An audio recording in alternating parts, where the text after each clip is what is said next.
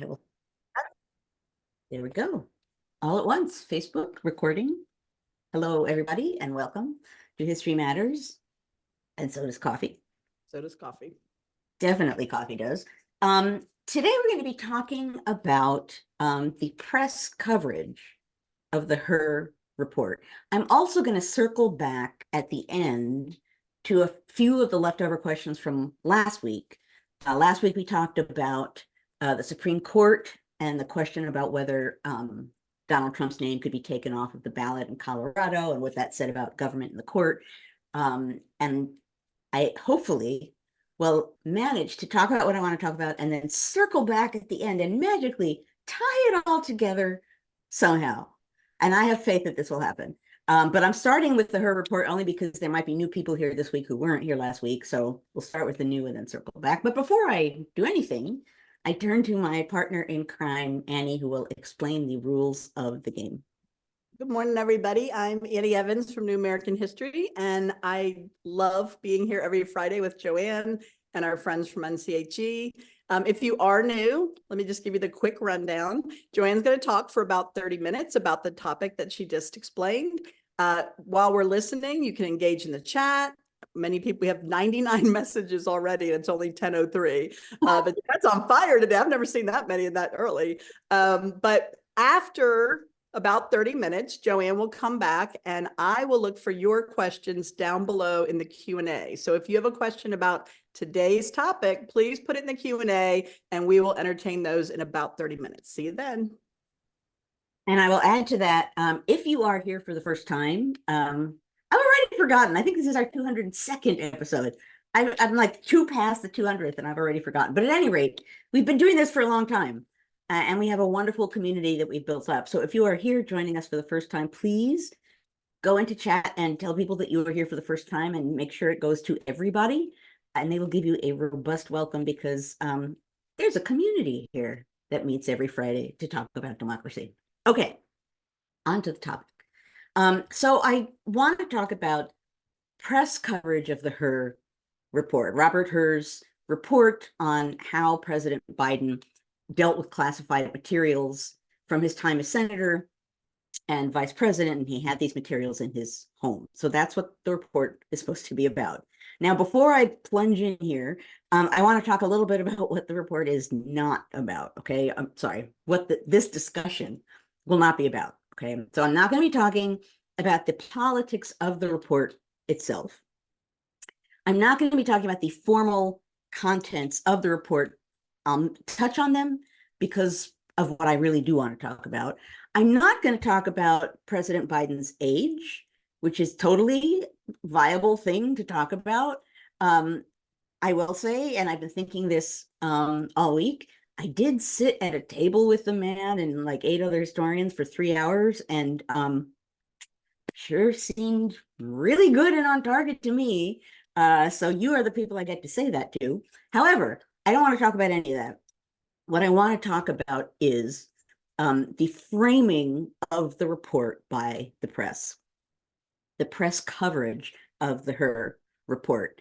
And in essence, and I think I might have said this in one of the announcements about what I was going to do this week, I want to talk about the narrative that the press chose to take with this report. And that's going to be a theme I keep coming back to this morning, is the narrative, because we have been watching the construction of a narrative which may not be apparent simply because we are seeing it as news. And news may not seem or be obvious to us that it is so constructed as to be a narrative. The fact of the matter is, the press creates narratives. There are different kinds of narratives the press can create, and I'm going to offer a couple of examples of different kinds of narratives that people could make, for example, that the press could make, even just regarding the Her report. And then I want to touch briefly on, historically speaking, certainly what the founding generation thought the press was supposed to be doing when it came to politics generally and national politics specifically. Now, really quick for background information, Robert Her was nominated by Donald Trump to be U.S. attorney in Maryland. He was then chosen by Attorney General Merrick Garland to lead the investigation into how President Biden handled classified documents. And speaking in very general terms here, the report essentially concluded that President Biden should not face charges for his handling of classified materials from his time as vice president and senator.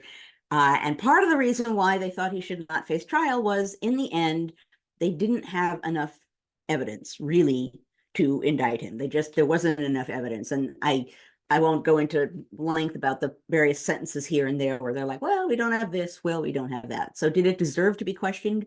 Yes. But in the end, charges weren't going to be brought. However, charges were not going to be brought, not simply because there wasn't evidence, but also because a trial might be problematic. And this is from the report.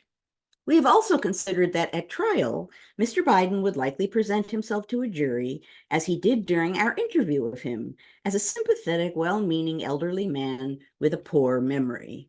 Based on our direct interactions with and observations of him, he is someone for whom many jurors will want to identify reasonable doubt. It would be difficult to convince a jury that they should convict him, by then a former president well into his 80s, of a serious felony that requires a mental state of willfulness. Okay, those two paragraphs are pretty much what filled the news. That's it. There are one or two other points where there are questions made, or statements made about Biden being asked a question and not necessarily knowing the answer. But the press seized on specifically those two paragraphs, which I do want to point out are the report saying, I realize we don't really have enough evidence to go to trial, but in addition, people would probably be sympathetic with him, and he would seem to be a guy with a really bad memory, and we shouldn't press charges. So that's an opinion, and the imaginary jury that hasn't met yet would probably dismiss him as a well-meaning old guy who isn't fully there, and so we might as well not go to trial. That does fall into the category of gratuitous remarks, but I'm not going to talk about whether that should or shouldn't be in the report. I obviously have feelings about that, but what I want to talk about is the fact that I believe it was 388 pages, this report, talking about all kinds of things, and that's what the press ran with. So just a handful of examples, like that's the narrative, right? The narrative we got for the last week was, oh my gosh, is President Biden fit to be president again? That was all over the news. So in my poking around online this morning, I saw that, for example, CNN had a panel wondering why is age more of an issue for Biden than Trump? I'm not even going to give that a reply. I wonder why. Oh, I don't know, because the press went berserk. The Wall Street Journal talked about age. The Washington Post said that the report offered a scathing picture of Biden's memory. The New York Times apparently on one day had 4 separate pieces about Biden's ability to keep governing. And I hope I'm saying this reporter's name right. Judd Legum, Legum, I apologize if I'm not, in Popular Information, noted that the New York Times, the Washington Post, and the Wall Street Journal ran 81 articles about her assessment of Biden's memory in the 4 days following the report's release. However, somehow or other, former President Trump's mental lapses and sometimes incoherence were not really being mentioned at all. So, I don't have to offer you the little trip down memory lane that consists of but her emails, but his memory. Everyone has been saying that. And it certainly is echoing that suddenly, there's like a refrain, a motto, and the press can run with it and people grabbed at it. And now it's all we're talking about. And it's not what the report was about. Okay. So there was some interesting discussion of this in the New Republic by Greg Sargent. And I'm quoting him here because he's the one who had this really interesting idea of finding other framings for the same information for the report. So Sargent says, and there are 2 articles, maybe in the same issue of the New Republic. I'm actually not sure, but I read 2 articles by him And in one of them, he says, let's talk about framing. He says, here's another thing, another frame that the press could have chosen to take about the report when it came out. And this is, I'm now quoting Sargent, quote, report highlights stark difference between Biden and Trump on classified information. Special counsel findings show that Biden retained classified documents as Trump did, but cooperated with investigators when Trump did not. Now, Sargent points out that's actually just factual, right? The two men both had classified documents, and yet there was a difference in how they handled them. That would be one kind of framing you could take for this that would actually be potentially useful in a concrete, factual way to people thinking about a presidential election. Oh, let me see. What does this say about how these people are dealing with classified information? What does that tell me about these men and how they would be as president, or how they might be in future as president? Okay, not all framings have to be positive towards Biden. So Sargent said, you could have an unflattering framing that was also factual. For example, you could have a piece in the press questioning how Biden could commit such missteps, given that he has so much experience in national security affairs, right? Given all that he knows, why did he do what he did?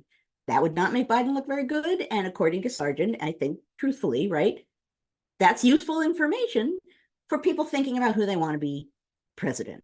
So you can see how, oh my gosh, someone suggested that he might not be mentally fit to be president is not so useful as what does the report say about how the president treated classified documents, and how does that compare with how other people have treated classified documents? The latter is useful. It gives us something to think about. The former is like scream therapy, right? And it's based on the report saying, I think this is what a jury might think. That's it. That's what people have been running with. You can see how framing really, really matters a lot. Now, historically speaking, we are so often so nostalgic about so many things. And probably it's tempting to think, historically speaking, well, the press used to be more responsible. This is the modern press, and it's social media, and it's 24/7 news, and the fact is those things certainly have an impact on narratives and framing and the kind of news we get. And I don't deny that. And anyone who's been here for a lot of those 201 past episodes know I love this topic. I love technology, democracy, love to talk about it. But historically speaking, the press has always been partisan. However, what's interesting to note is in the very early years of the government, so the first year of the Constitution is in effect, 1789, 1790, 1791, there was discussion about how the press should cover what the national government is doing. And it's important here, I'm talking about national government, not all government, because the assumption was, right, local government, local newspapers, local observation, communities are small. Local didn't feel as scary to people as national, which, in a sense is what we face with trying to figure out what a president is or isn't doing. National politics and presidential politics or court politics or congressional politics on a national level are that much harder for us to understand as far as what's going on there, what isn't going on there, or what's happening behind the scenes. We don't see that without the press. So historically speaking, and James Madison talked about this some, James Madison, when you look at what he says about the press, he almost treats it like a fourth branch of government. He thought, and I think it's Jefferson who said something kind of blunt about this. It came up a lot because a question early on was, should reporters be allowed to sit in the House and Senate and listen and take notes and then publish what they hear? Should they just be open to the public? And there was a different feeling about what should happen in the Senate versus what should happen in the House, because there were different feelings about the Senate being a sort of more supreme body than the House. And that in and of itself was a big argument at the time. But still, they were debating, like, should reporters be sitting in the two houses of Congress? Because this was the issue at stake. how much do we need the public to see about what's going on in government? How much is necessary? How much is useful? How much is safe? How much might get in the way? This was a topic, I think, and I think the comment I referred to before by Jefferson, I think Jefferson says something like, without the press being able to see what's going on, we would have the most corrupt government on the face of the earth. They could do anything. We wouldn't know what they were doing. Now, Jefferson also is the guy who really, really, really, really hated the partisan press and also encouraged the partisan press on his side. So even as people in this moment in the founding era were saying, the press is so essential. It's a fourth branch of government. It will reveal to the American people what's going on. What the press should be doing is watching and reporting. Even with that kind of rhetoric, and not just rhetoric, feeling, people also really readily realized the press was wildly partisan. There wasn't even a pretense of objectivity at the time. There's really interesting books about the rise of objectivity as a goal in news, and that's in the 19th century. So in this period of time, on the one hand, there was a sense that there has to be an active press reporting on what's happening, and a realization that that is not a foolproof process, and that there are all kinds of flaws. And so Jefferson, freedom of the press, who then says, I'm not reading newspapers, they're horrible. This has always been a conflicted issue. But the important part is, in one way or another, a free press that is watching what's going on in government and ideally reporting on what's going on in government, even with some framing and some narrative constructing, but still, a free press is part of what creates a bulwark, a core aspect of democracy that I've talked about 100,092 times in 202 episodes. Accountability. How do you hold the government accountable? How do you hold office holders accountable? How do you know what people are doing unless the press is watching and reporting and telling us? So, we're at this moment, this weird moment where we're not, you could argue, I guess the press could argue, this is about accountability. We want to talk about President Biden's age and should he be running again? And that is a question of accountability. And I said at the outset, you want to talk about his age as an issue? We could talk about his age as an issue. But reading that report, which says there's no evidence that he did anything really seriously wrong, and then concluding that the main point of that report is, Biden's memory, Biden's mental state. And that conclusion is mostly drawn on the report saying, wow, a jury, the invisible jury that doesn't exist, might think he has memory problems, and then they wouldn't want to find him guilty of anything, despite the fact that there doesn't appear to be any evidence. That's not holding anyone accountable for anything. That's just like, I'm going to stick this in there. And so lo and behold, the report comes out, and the actual conclusion of the report isn't really in the news, just Biden's mental state. And unfortunately, we haven't escaped it until now. And now this is going to give fuel to the fire. We're not going to escape it. And, it doesn't matter how many people like me can say, I talked with him for 3 hours at a table with 8 other people. He asked really smart questions. Like, I have no, when I came back from that historian meeting with the president, people I know, like friends, were like, so is he really all with it? So it wasn't even like crazy people out in the world think this. It was like, I hear this a lot. Was he really all with it? It was like, yes, he was. He was, And so anyway, the framing matters. The narrative construction matters. And one might ask, this is a very logical question to ask of the press, why this framing? Why this kind of narrative? And, there are a couple reasons why the press might do this. One is kind of obvious, and that is, what people keep calling horse race coverage. The press really wants a race. They really want like drama. They really want things to sort of point out and highlight and have a crisis about in one way or another in the election campaign. And boy, this serves that well. So if you're looking for horse race coverage about the contest and not the stakes or the content. I suppose you could say that this serves that purpose. You could also say that this kind of coverage of President Biden, one could argue, I would not, but one could argue, it allows the press to say that it's both sidesing in its coverage, meaning, oh yeah, we touch on like Trump's problems with incoherence, but here we are talking about Biden too.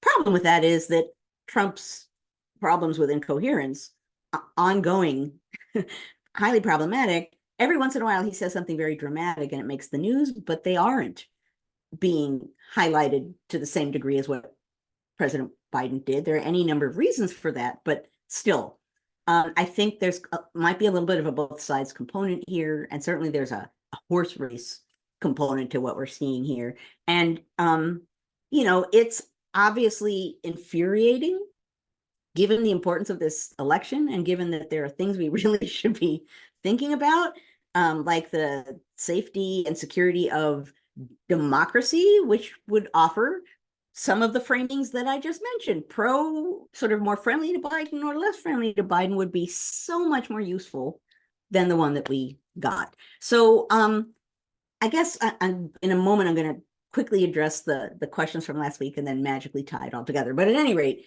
the takeaway, I do like to close these episodes with something to bear in mind as to why we talked about what we talked about. And the takeaway, I think, here is, in a way, obvious. Think about the fact that what you're reading in the news is framed. It's a narrative. The press constructs narrative. Now, sometimes they're really, honestly, reporting in a very concrete, literal way. They are reporting what has happened. They are reporting events. They are offering information to support the reporting of events. That's vitally important. Sometimes they are not just reporting, but they are creating narratives, and sometimes those narratives go overboard. One of the infuriating things about the New York Times coverage is that they were howling about President Biden's mental state all over the place. And then after all of that, they started saying, why are Americans so concerned about Biden's mental state? It's like, really? Really? So the takeaway is, always think about the fact that no matter how newsy what you're reading is, it's been constructed. It's been reported, it's been constructed. So in the same way that I always say, pause when you're having an emotional response to some piece of news, and consider the fact that someone wants you to have that emotional response. Here too, think about the fact when you're reading the news and you're seeing how much things are being covered or what is being covered or what isn't being covered, think about the fact that things are being framed and there's a narrative being constructed. And that's particularly true when you're seeing a glut of coverage of something. Why is that? Is that because this thing is really important, concrete, factual, or is that because, boy, is this a nifty news story and they're not the same thing? So really think about the nature of the news that you're reading. Really think about, again, motives and purpose and implications. In this case, it would have been useful if we had, paused, and maybe many of us did, and said, well, actually, what's important for me to know from that 388-page report? Maybe it's not the 2 paragraphs. At any rate, realizing that news is a narrative, a constructed narrative, and that's how we should think about it, that's an important takeaway. Okay, I even have several minutes. So a couple things I wanted to address from last week's conversation about the Supreme Court and the question of whether Donald Trump's name should appear on the ballot in Colorado. And there are a couple questions, and I'm going to address 3 of them that I think are addressable within the next 4 minutes. And the last one is my knitting it all together one. Okay, so I think actually Gloria asked, what happened? Why was it that Lincoln's name was kept off the ballot in some southern states in 1860, which it was? The problem with that is that balloting didn't work the same way then as it does now. And by that I mean, and this was true through, certainly the first half of the 19th century. The way that balloting worked was that the people who supported a party or a candidate would print up or write up a ballot, a piece of paper, and hand them out at polling places, and you would take the ballot and cast your vote, right? Put your ticket, your ballot in the box. And generally speaking, in a lot of the 19th century, in a lot of places, that's how voting worked, and that's how balloting worked. Now, as far as some Southern states go, the Republican Party, Lincoln's party, had no reason to believe that they should spend the money and the time and the effort, which would have been big money, time, and effort, to get all of these ballots printed up and get them through the Southern states. They had no reason to assume that there would be a lot of votes in the South for Abraham Lincoln. So they didn't send thousands and thousands and thousands of Lincoln ballots to the South. That's what happened. So the comparison, it's a really good question, but the comparison doesn't work. It's a great history question because you got to look at how things operated in the past versus how they operate in the present. So that was a good question, and it had a specific answer, and I like that. Okay, another question said, asked something along the lines of, who holds the Supreme Court accountable? Like, look what's going on. Who holds the Supreme Court accountable? And in this case, I won't go into detail, but I will mention what I thought was a very useful article. I know Tim is out there, he's going to find it, which is why I wrote the specific title down. The title was Congress Has the Authority to Regulate Supreme Court Ethics and the Duty, and it's from the Brennan Center for Justice. And what it argues essentially is that in many ways, Congress has the authority to regulate the Supreme Court, very specific ways. And as with everything in government, it's one thing to say you have the right and another thing to actually do it, right? So you can say, well, this could happen. How often does it actually happen is another question. But I would say that's a good place to start in looking at what power Congress does have over the Supreme Court. And it goes beyond the question of just ethics. Okay, last question, the magical question.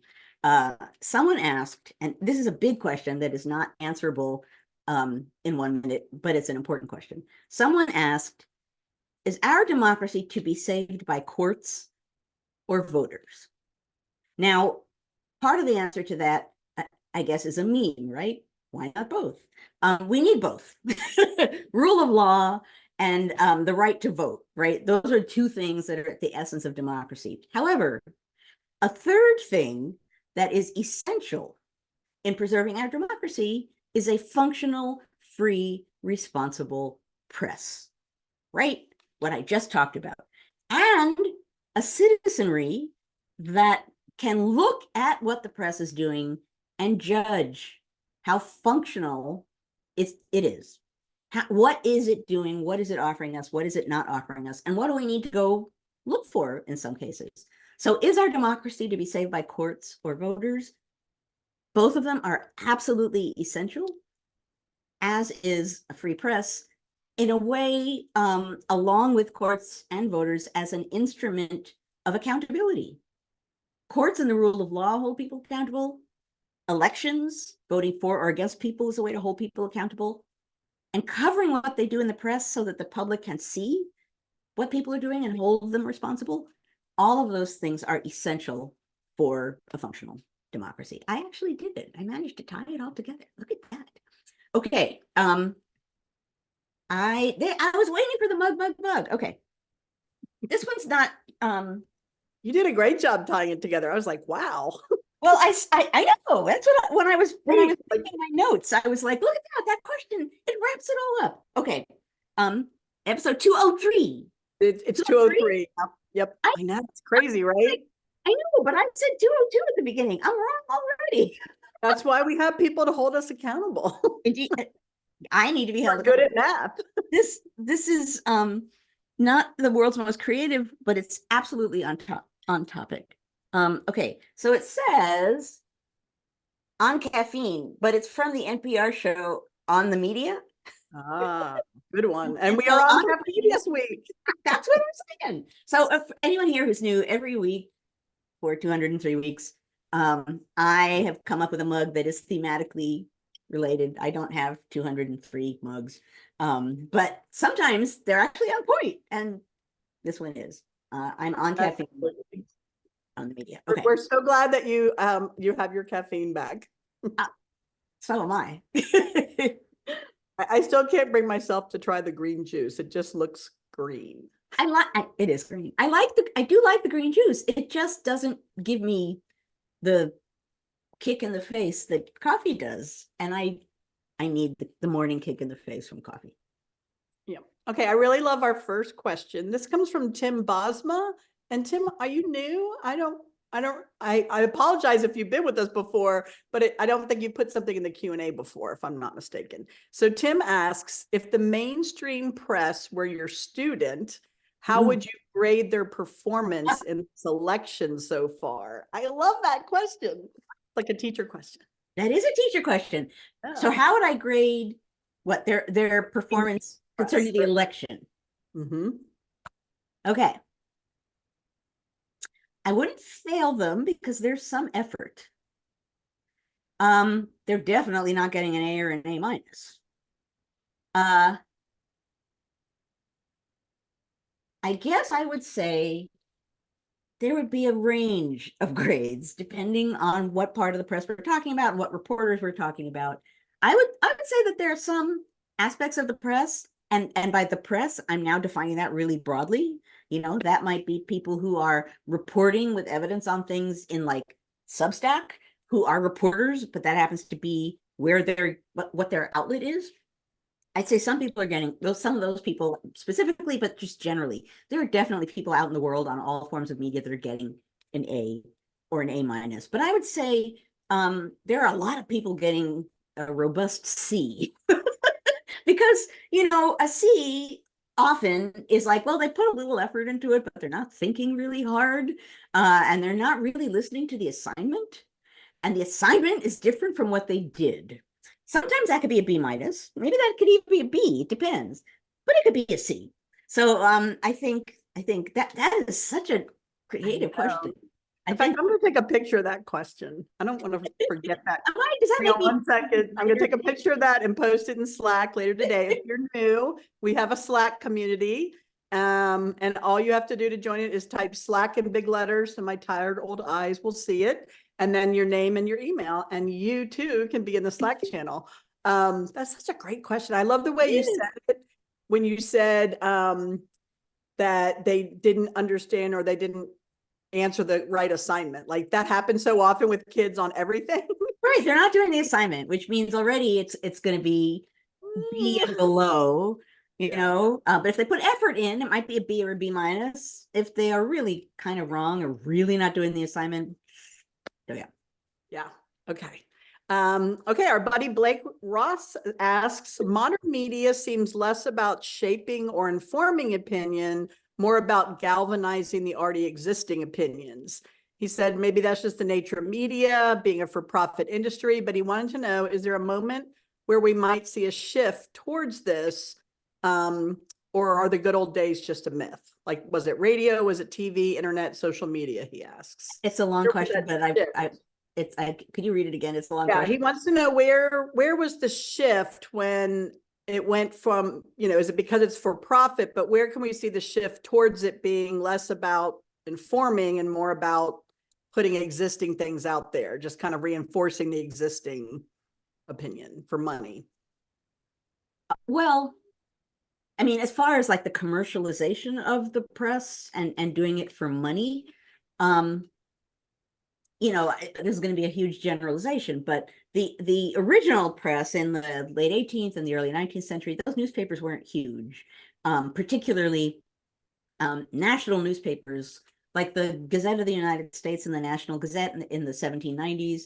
They had subscribers, maybe 2,000 each, and they were considered national newspapers. Obviously, as technology gets better, the reach of newspapers gets better, and the speed with which you could print them gets better, and all kinds of things means that there are more newspapers. But it's not until technologically you can produce them quickly, you can produce them in mass quantities, steam-powered printing presses and everything else, that suddenly then you have presses that are like,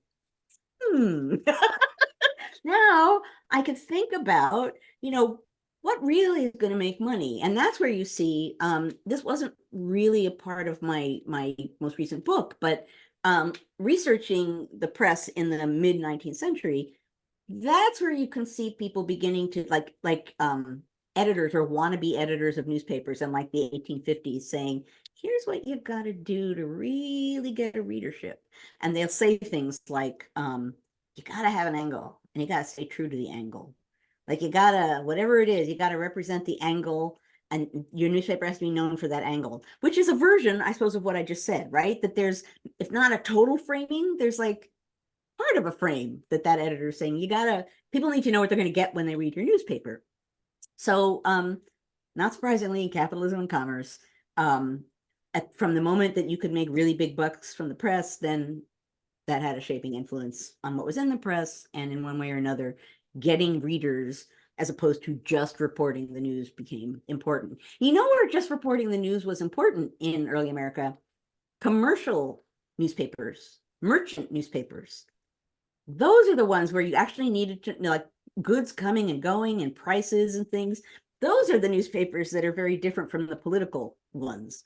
I hadn't thought about that till this second, but that's a very different kind of, for the most part, a very different kind of newspaper. Mm. All right, that was a good one, Blake. Miranda, our friend Miranda from the Illinois Historical Society asks, as mental health has been an issue lately, when do you think the baton would be passed and we can finally have a Gen X president? Or does our mentality disqualify my entire generation? Oh, put an LOL in there. When, I don't know. Soon would be good, right? I think we're at a moment where, excuse me, it's really apparent that there's one particular generation that is in control. And it's, beyond striking, looking at Congress, not just at the president, but, obviously the Constitution has an age limit for some offices. So first of all, they don't want people for some offices in their 20s, for example, particularly for the presidency, to take office. But as far as when we might see that kind of change, I don't know. And I don't mean that in a discouraging kind of a way, but given, I don't think we're playing bingo today. Sometimes we play bingo if you're new here. And I am very predictable in some of what I say. For example, you are playing bingo. Okay. Contingency, right? We are in such a, thank you. Tim came up with it even before I said it. We're in such a contingent moment that while normally as a historian, I hesitate to predict, but in this moment, specifically, I really don't predict. And it may very well be that this is a moment where, given what we're watching and given the highlighting of sort of general generational questions, maybe this is a moment where there's like a deliberate switch to younger people. I don't know. But it's a really good question because, this is related. Stay with me here, folks. Years ago, I interviewed Tammy Duckworth, Senator Duckworth, for Backstory.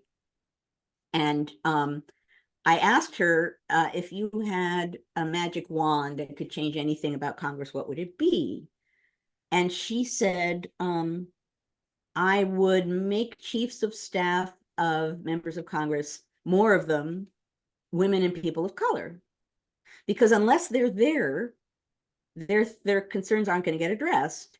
And the chief of staff brings things that seem important to them to the member of Congress that they are serving. So if it's all white men, whether or not they mean to be biased, those are the lens through which they're looking, and that's what they bring to the member they're serving. So Tammy Duckworth's like, have people of color and women in that position, they are naturally, without trying very hard, going to just pick up on different things, and that's going to change Congress. And that's kind of along the lines of what I'm saying here about the new generation, right? We need different generations in power because they're going to have very different concerns, very different interests. very different attitudes. And gosh, in a democratic form of government, that's good. Diversity of viewpoints, like that's good. I just can't predict how or why that happens. Yeah, I just dropped that backstory link in the chat, but I just remembered you also made that one of your favorites at the end. Towards the end of backstory, you guys got to each pick 3 or 4 of your favorites, and that was in there, and I'd forgotten that. So that was a great. I loved talking to her. She was great to talk to, and that was like a spur of the moment question, and it gave me such a significant answer. That anyway, I've used that clip with kids before. That one, and there was one Ed did with Alicia Lugo was the first Black member of the school board in Charlottesville. And those are 2 of my favorites to use with students. So when we teach government. Okay, Miranda, that was a great question. Okay, Kevin Brady. Kevin, are you new? We have like names popping up today. I'm like excited. There's people that there were a lot of people interested in the topic on social media. I don't know if these people are new, but that's great. Thank you. Okay, Kevin says, are newspapers less dependent on subscribers for revenue now than in the 19th century? He says, I canceled the New York Times after many decades. I am certain they did not notice. Are they less dependent on subscribers? I don't know the big sort of commerce model enough to say that. I would say probably now there are sources of big money that are part of mainstream media that have more control than sources of big money necessarily had in the 19th century. That said, what's his name? Citizen Kane. What's the name of the actual person that he is based on? Someone's going to give it to Hearst? me. Is it Hearst? Yes, Randolph Hearst. Hearst is the one that said, basically I can create a war. Rich people always had an influence as well, but it now where we're watching again, this is technology, like Sinclair News, like buy things up and then send out a kind of news. That kind of thing is a more modern development certainly than the way that the press was working in the 19th century. Good question, Kevin.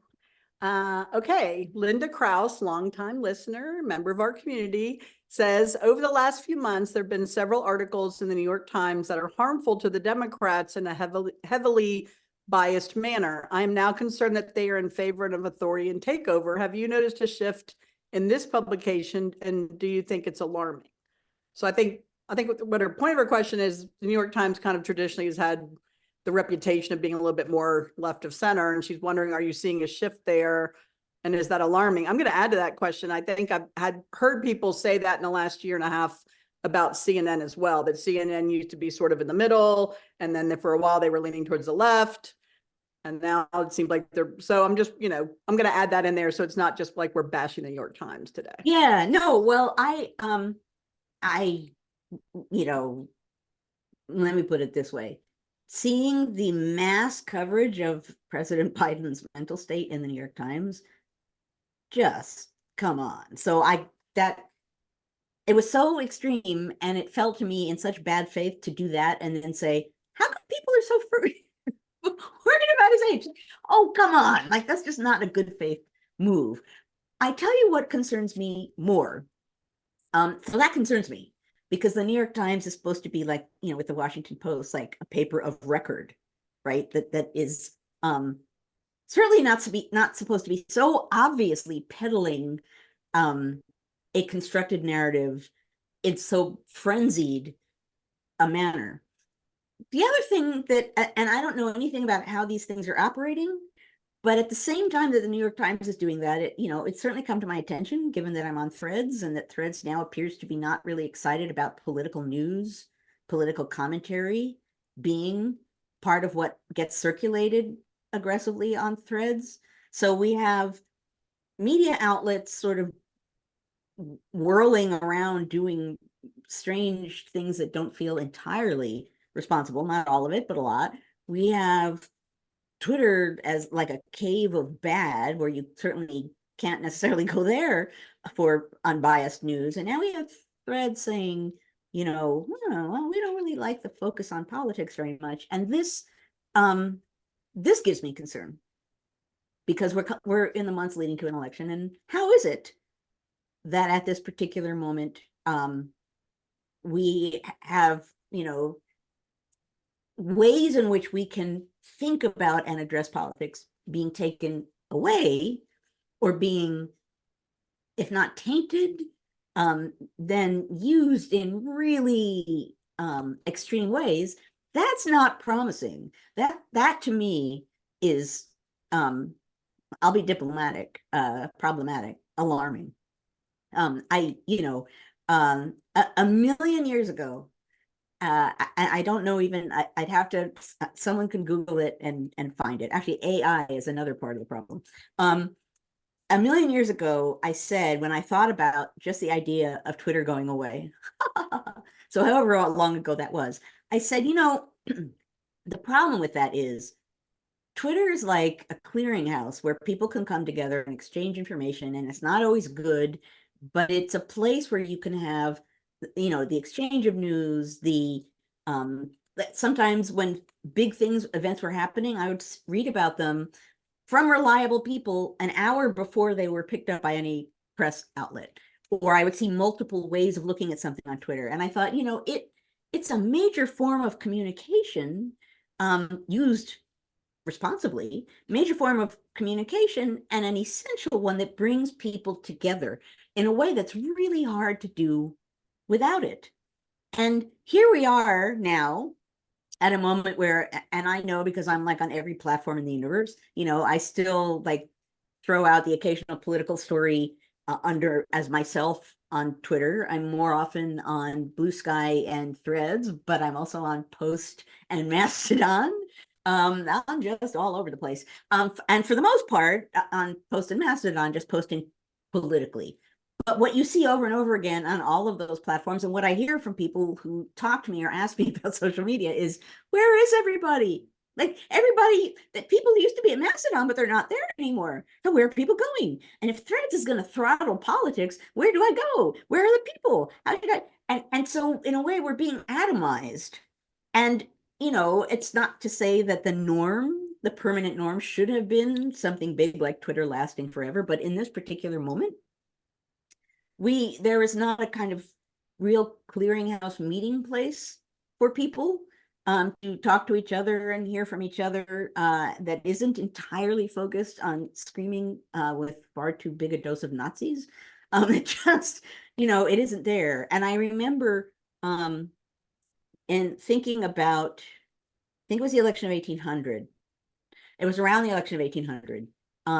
And one of Aaron Burr's supporters, I know I've told this story before, one of Aaron Burr's supporters was worried because they didn't have, in New York, they didn't have their own newspaper. And again, this is a very partisan period.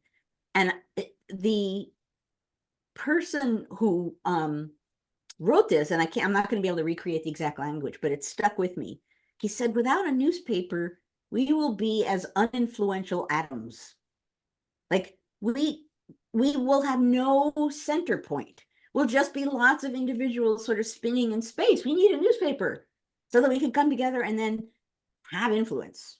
That I thought about that a million years ago when I thought about Twitter dissolving, and lo and behold, and we have an election, really important one coming. So I can promise you I'm going to be talking about the press again, because I think it's hugely important what they do, beyond hugely important right now what they do. I don't want to say that, the press is horrible, they're all bad. They aren't. And there are people doing remarkable, remarkable work, and I want to give them credit for that. It's just the churning, the narrative churning, which doesn't feel like reporting and just feels like churning, not reporting, but churning. That's a different enterprise, and not a really useful one, particularly now when we can really use information that will enable us to think and compare and analyze. Boy, that would be great, wouldn't it? Well, that kind of goes with our next question from another new face in the Q&A box, Stanley Baldwin. Stanley, are you new to us? If so, let us know in the chat. Stanley asks, does the US lack the societal ballast of a national broadcast media organization like the BBC that has both an incentive to look towards the public good versus investors and the constraints of the Overton window of acceptable coverage, he asks. Well, I don't know enough about the inner workings of the BBC to answer that. And my gut response to that, if you're talking about more centralized, is concern about what a centralized press is. Because if it's attached to government or readily controlled by government in some way, that is easily becomes a tool of authoritarianism or a tool of an individual who's particularly ambitious. So, you know, I think there has to be a way, and a channel, not the only channel, but a channel that in some way or another really pledges itself to just reporting in some way, and we need to be able to count on that. All of us, whatever our opinions are, need to be able to count on that. I don't have the answer to how we make sure that that is there. And there are some, I'm sure there are some channels out there that are doing that, that serve as that, but they might not be absolutely apparent to all of us. So, you know, maybe part of what we need is a clearinghouse understanding of what the press and the media are, like what's out there. What do they do? You know, when I do, just occurred to me, when I do research on the 18th century, there are a million newspapers and they'll change like one word in the title and it becomes like, you know, a different newspaper. It'll be like the Courier and Reporter, and then it'll be the Swift Courier and Reporter, and you're supposed to know that that's still the same newspaper. So you spend a lot of time when you're researching early American newspapers trying to figure out, is this the newspaper I want to be looking at, or is this a different one with one word that's different? And if it is the one I'm looking for, what were its politics so that I could tell what I'm reading? And there are these guides that just go title by title. And they say, like, you know, the editor was this person, their politics lean this way. So that, you know, and it's not, again, it's the 1790s. So it's not like someone has like, yeah, this is a way to get Jefferson. There's not really an agenda behind it. And if I know the editor, odds are I'm going to guess what the political leaning is. But boy, wouldn't it be interesting if you could actually create a contemporary version of that that just lists all the outlets and in some way by some bipartisan responsible organization just says this is where they lean. And if we had that information, that could be a goofy suggestion. I have no idea, but it sure is handy to me when I'm reading newspapers from another time period.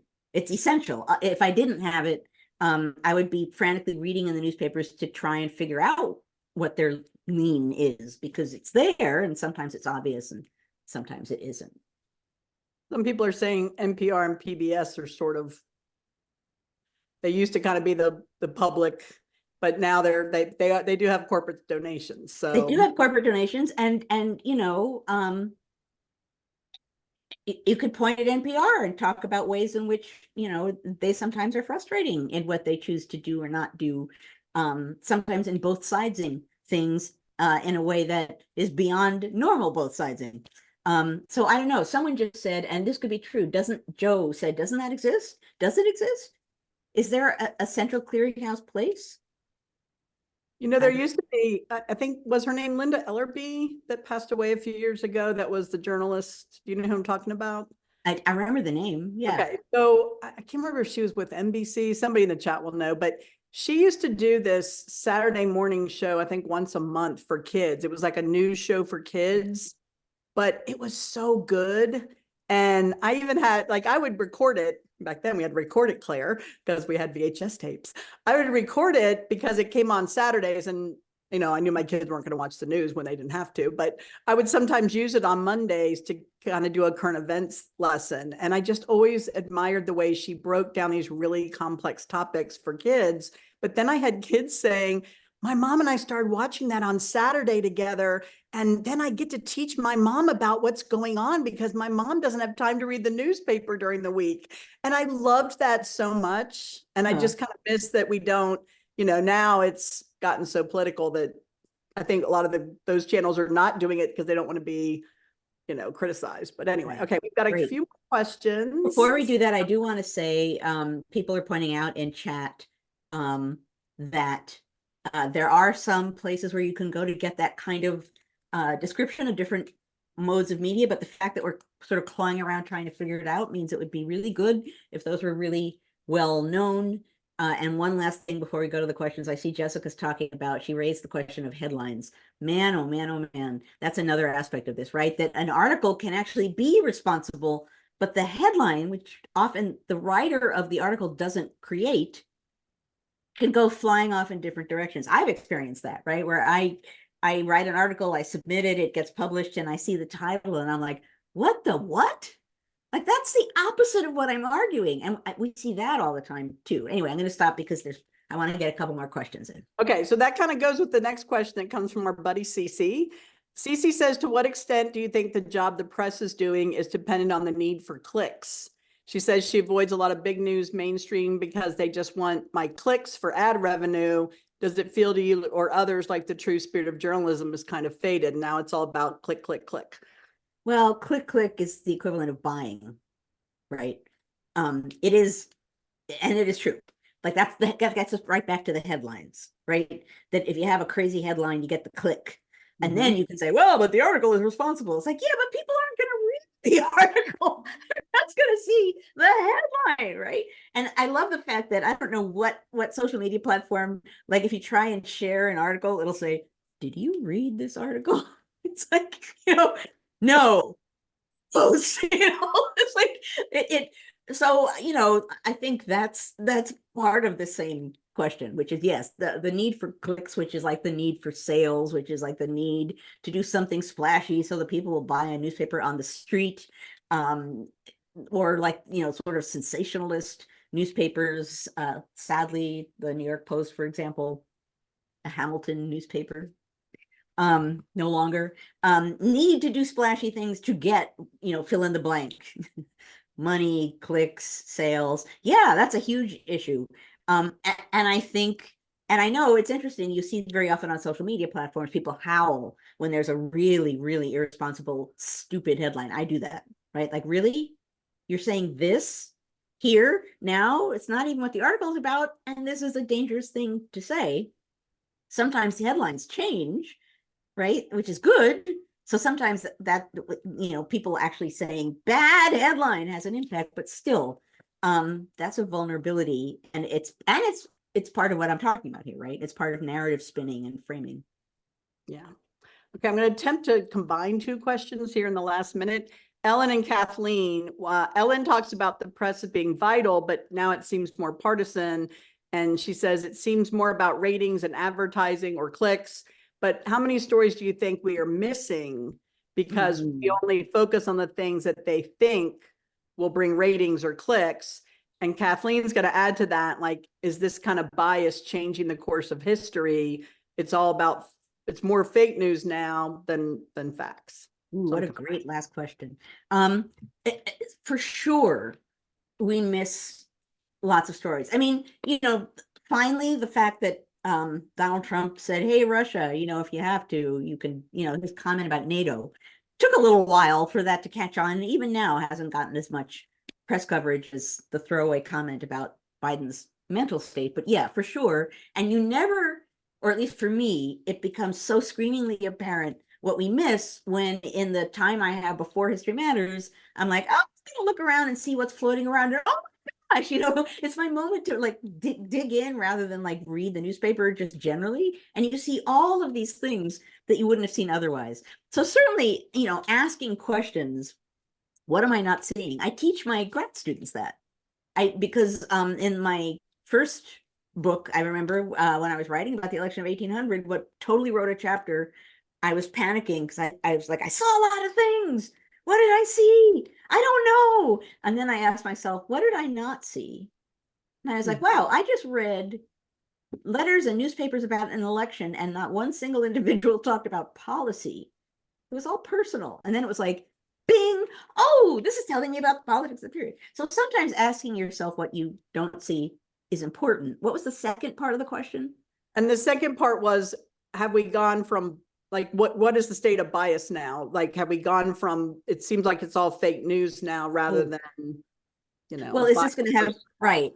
And if it's going to have an effect on history, for sure, right? I mean, so, but this is a case where historians knowing how to be historians will know, like, way in the future, assuming many things, historians who want to study this time period will have to know a lot of things before they plunge into evidence. About the press, about what it does, about what it doesn't do, about what was reported, about what wasn't reported, the sorts of things that I know about the late 18th and early 19th century. For sure, it's going to change how we understand this period. And we see all the time, right? In particularly authoritarian countries where people are erased from the news. We see it now with attempts at book bans or what you can or can't teach, right? Essentially, that's erasing some component of history or the news of times past to just pretend it doesn't exist. And then that will change how people understand something. So will it happen? Or can it happen? Yes. Will it happen? Well, I know that we are not all here history teachers, but the history teachers, like, we are an army of people that can fight that because we're teaching the skills, right? That's what we're teaching people to think about evidence, what it is, where it comes from, how to evaluate it, what's good evidence, what's bad evidence. In a way, when I come back to the takeaways on History Matters again and again and say, pause and think, because it's so easy for us all to go storming off into the future. Pause and think is, an adult version of teaching a student to think about the nature of evidence. So I don't have solutions to a lot of what I talked about today, but boy, it's so important for us to know that we're being told stories. And I don't mean necessarily lies, but narratives. Stories are being constructed and we absorb them. Okay, a couple of minutes passed. Yeah, Pause and think is had more another great thing. questions. Dave had two really good ones and we didn't get to it. Carolee had one. Oh, I hate when we don't get to all the questions, but I I'm know we so, can. yeah, you know what? Do like we did this week. Claire, could you send them to me? And if, maybe I can, again, at the end, I can I like that. sort I like that little wrap up of here's things we didn't get to last week, but they're still really good questions. maybe that'll be a new thing, Yeah. So at any rate, okay, I want to explain what's going to happen next. Particularly for those who might be new here. So we're now going to go to the after party. What that means is that we will no longer be recording. The voice will tell us we are no longer recording. And we will then be able to be even freer and easier in our conversation with each other because it won't be recorded. If you beamed in through the NCHE website, just stay right where you are and poof, you will be in the after party. If you are watching us on Facebook, you need to leave Facebook and go to ncheteach.org/conversations. That's ncheteach.org/conversations. And then you two, poof, will be in the after party. I want to, as ever, thank you all for, I love now in chat, what I say is poof, poof. I want to thank you all for being here on a Friday morning to talk about issues that are central to democracy, for taking part in the conversation of democracy. As ever, it matters a lot to me because it forces me to think through what I really think before I say what I'm going to say and speaking with you. But the fact that we come together and ask questions together and try and, find our way together to a better way of understanding things. Democracy, bang, groups coming together, figure out what's going on around them and find their way to a better course of action. So thank you for coming here again and again and again to do this, and for, in that way, really constructing democracy. Thank you to Claire and Jessica and John and Annie, my partner in crime, for being here ever. You're basically now, like, we're almost family, wouldn't you say? Like, Absolutely. so, and I know you don't always thank your family, but I am. Thank you guys for being here and making History Matters what it is. Oh, thank you, Claire. Just sent, man, boom. Okay, so we should head off. I see some people need to leave. It's like I try and this is what happens when chat is open. I'm like, hey, it's like, no, focus, focus. Let's go to the after party. I do want everyone to have a really good week. And who the heck knows what we'll be talking about next week, because news cycles are about 3 hours long, apparently. So anyway, for if you're not sticking around for the after party, I will see you guys next week. Yeah. Poof.